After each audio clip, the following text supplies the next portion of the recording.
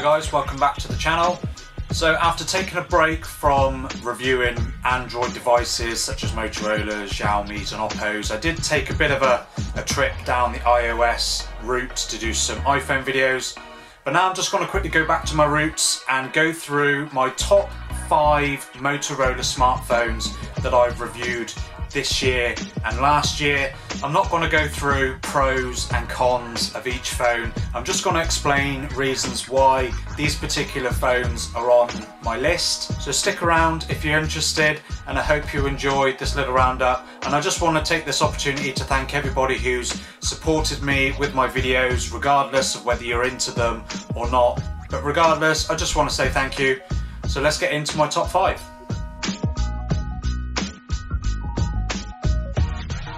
Now, sadly, I don't have any of these Motorola phones to physically show you on camera, as I've had to then sell these phones on after I've reviewed them to help fund future videos, because unfortunately at the moment I'm poor, so that's the way that my videos work. But my first phone in this video roundup is the Motorola G30. Now, I really like this phone. It had a really nice design. The colour that I had was the purpley, bluey colour, depending on how the light hit it, and it was just a really nice phone. Of course, made of plastic, so you know that it's a budget device. And the one downside, if I was to put any on it, was the 720p display. But the upside is that it was a really nice display. It was a 90Hz display and very responsive. The Snapdragon 662 inside was perfectly fine with day-to-day use. Not much I could complain about the phone. 15-20 watt charging was a bit slow, but then a lot of the Motorola devices that were coming out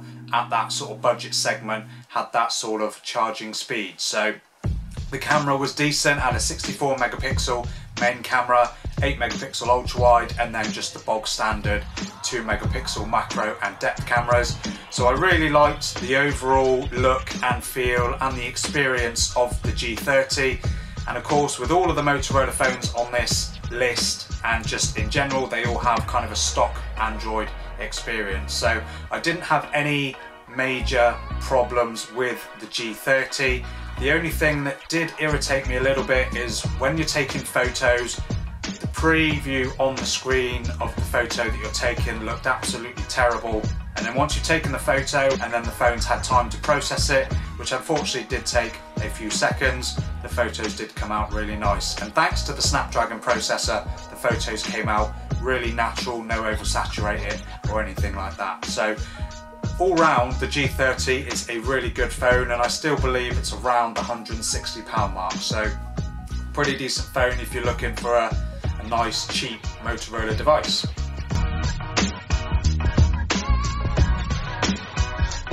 Now, next on the list was the Motorola G50. Now, this shared basically the exact same dimensions as the G30, so it shares the same 6.5 inch 720p display, same 90Hz refresh rate, and 5000 mAh battery, which I didn't mention for the G30, but they both got 5000 mAh batteries, so they're easily 2-day phones, absolutely fine. Snapdragon 480 processor inside, which, although being a 400 series processor, actually is about on par with the 662 in terms of Geekbench performance.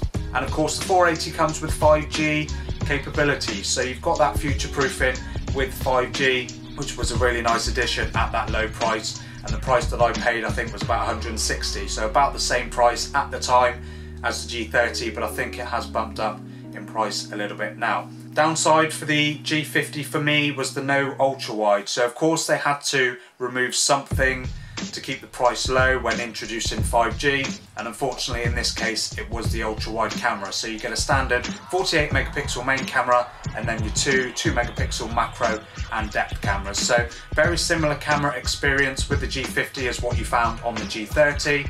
Picture quality was really good, and that Snapdragon processing didn't make the photos come out unnatural or anything like that. So the one thing that put the G50 above the G30 for me was that design. So although still made of plastic, it did have that sort of shiny metallic sort of look, and it was a really nice design phone. Something I would still recommend buying despite the lack of the ultra wide.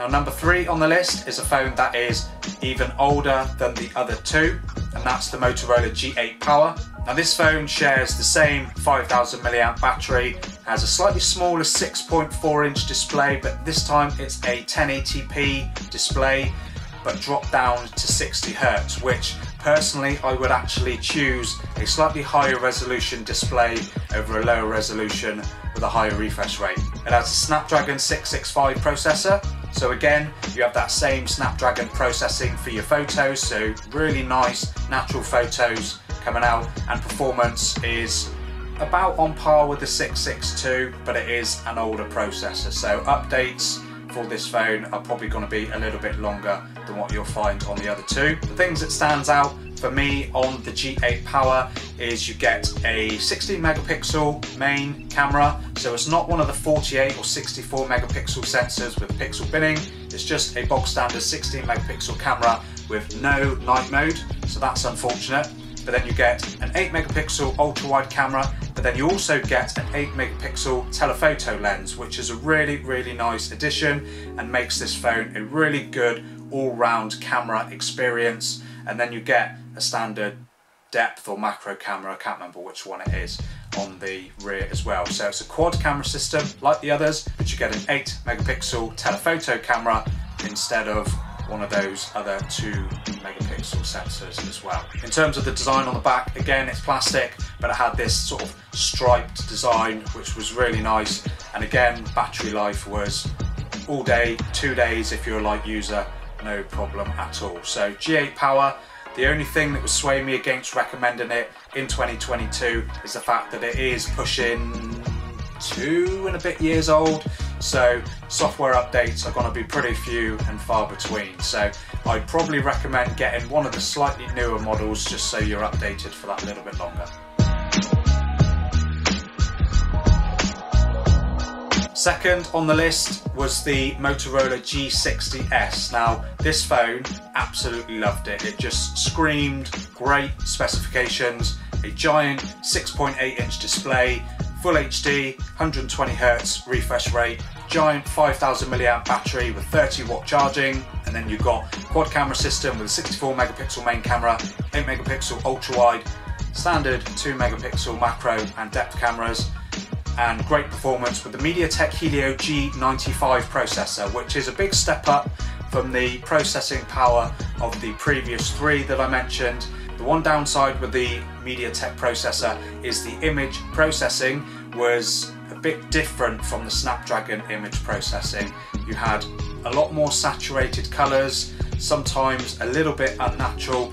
I'm not saying that the photo quality was bad, detail was there was plenty of that. It had a night mode like what some of the other ones have as well, but it's just that image processing, the MediaTek chip didn't do it quite as well as the Snapdragon ones, which is what I found. The 16 megapixel selfie camera was decent as well, so there wasn't a huge amount to complain about the G60s aside from the MediaTek processor image processing. But then the feel of the phone on the back, made of plastic again like all the others, but this one felt much cheaper than all the other phones on the list, so that was something that was really unfortunate for me, which just dips it below the #1 spot.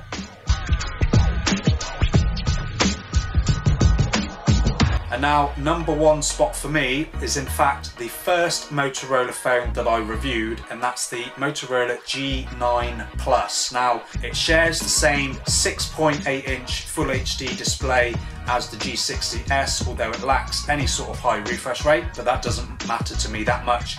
It shares the same 30 watt charging, 5000 mAh battery, so easily 2 days of battery. It has a nice glossy back, kind of reminiscent of the G50, so a really nice build on the back. You get a 64 megapixel main camera, 8 megapixel ultra wide, and then two 2 megapixel macro and depth cameras. And then as for performance, it steps it up to a Snapdragon 730G processor, which I was a really big fan of even back then. Of course the 730G is getting on a bit now. You've got 750G, you've got 775 and 780, all of these other 700 series chips with 5G capabilities, but the 730G was still a pretty capable processor really good for gaming, and then of course that Snapdragon processing again churns out some nice natural images. So not really a huge amount to complain about the G9 Plus. So that is just a quick roundup of my favourite Motorola devices that I've reviewed over the last year. There are others like the G10, G9 Play, G8 Plus, there's a few others which unfortunately just didn't quite make the list over these other 5 devices. But let me know in the comments what you think of my choice of the Motorola devices that I've reviewed. Which ones do you prefer? Do you have any of them that I've put on my list or not? Let me know in the comments, and don't forget to subscribe if you enjoy videos like this. I am hoping to go back to doing more Motorola type devices in the future, so definitely stay tuned for that. And thank you for watching, and thank you for your support, and I'll see you in the next one.